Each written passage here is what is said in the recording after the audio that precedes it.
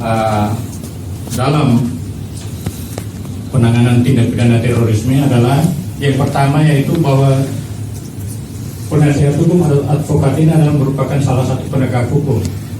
Kalau kita kenal ada istilah caturwangsa, di situ ada yang namanya caturwangsa. Ini ada polisi, jaksa, hakim, dan pengacara. Nah, dengan demikian itu aparat penegak hukum dalam penanganan tindak pidana terorisme ini tidak boleh ada yang dibeda-bedakan.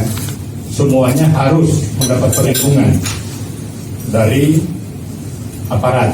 Karena di sini namanya perlindungan, berarti kita lari ke aparat, yang paling tidak aparat kepolisian. Nah, itu yang barangkali dasar waktu sejarah saja saya sampaikan kenapa saya ajukan pada saat itu undang-undang. Kita ini sebagai profesi yang independen gitu kan, artinya tidak secara gamblangnya mungkin tidak diatur oleh pihak manapun gitu, karena kita diberi kebebasan untuk membela klien kita gitu. Itu yang harus kita memang pegang teguh, karena itu kita juga ada undang-undang gitu Pak, undang-undang advokat. Sementara kalaupun memang ada perlindungan gitu, perlindungan seperti apa yang akan kita dapatkan? Itu yang pertama. Karena kenapa?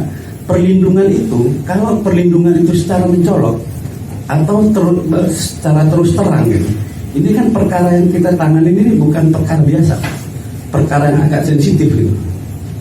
Artinya ketika persidangan kita tahu bersama, kadang dari keluarga mereka walaupun dari luar kota itu datang Pak, banyak berbondong-bondong gitu Pak.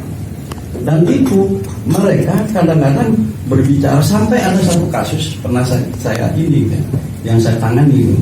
Mereka itu kadang agak sedikit segan berbicara dengan kita, karena mungkin entah apa yang ada di pikiran mereka, apakah dianggap independensi kita sudah berkurang gitu. Sehingga kalau dianggapan mereka bahwa independensi kita kurang, artinya kita sudah berpihak. Sementara advokat ini yang saya sampaikan tadi tidak ada keberpihakan selain murni membela klien dengan bebas gitu. Terus yang kedua, kalaupun perlindungan itu memang mau diberikan karena memang terkait resiko, perkara ini kan beresiko gitu ya. Artinya ini kan masalah paham, masalah ideologi gitu. Ketika mereka sudah menyampaikan sesuatu kepada rekan-rekannya bahwa kita dikasih stigma seperti yang mereka sampaikan, itu kan kita juga dianggap bagian dari semacam kayak penegak hukum gitu Pak. Nah, kalaupun mungkin ini ya sedikit masukan, kalaupun mau ada perlindungan, itu pun jangan perlindungan yang terlalu mencolok gitu. Artinya perlindungan yang mencolok itu artinya mungkin nanti bisa dirumuskan lah di diskusi berikutnya ini. Karena kalau perlindungan ini mencolok, artinya sudah jelas kita sudah selesai udah independensi kita Pak.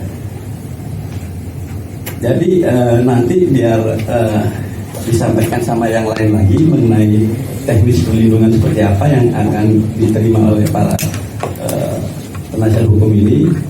Kami mungkin ada senior, ada junior, ya kan, kami mengenal juga seperti itu.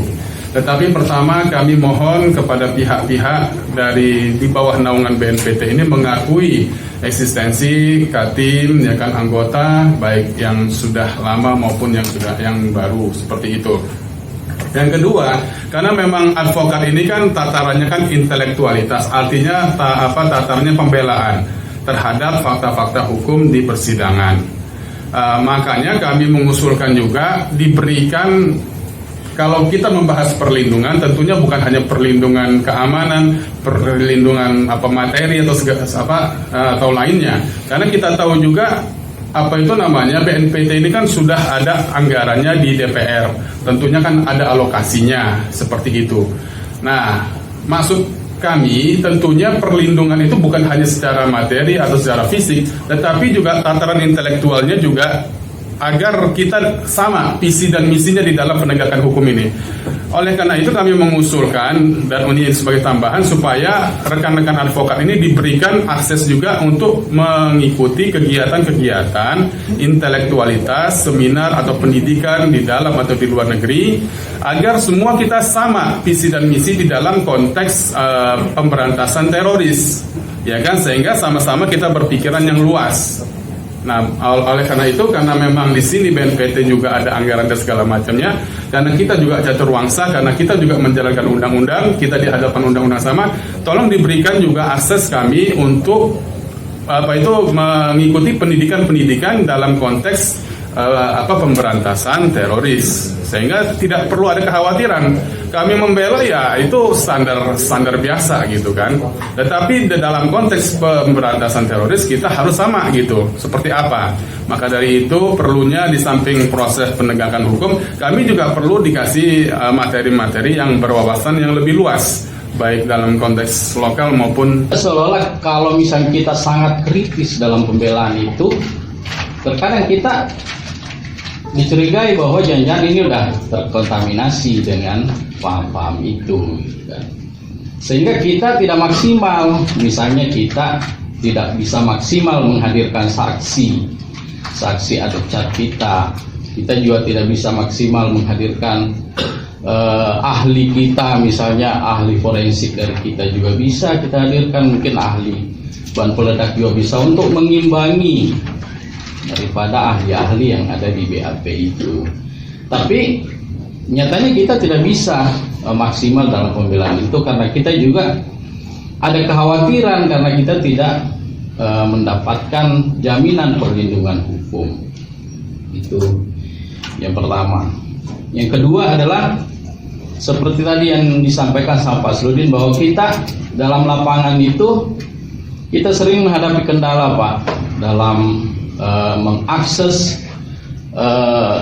lokasi-lokasi terdakwa itu. Misalnya kita mau melakukan pendampingan, misalnya di Makobrimob atau misalnya di luar kota, di Polda-Polda itu kita sering digeledah, dan kita tidak ada identitas yang biasanya kadang kita cuma menunjukkan BAP aja, ini loh BAP, bahwa kita adalah Iya.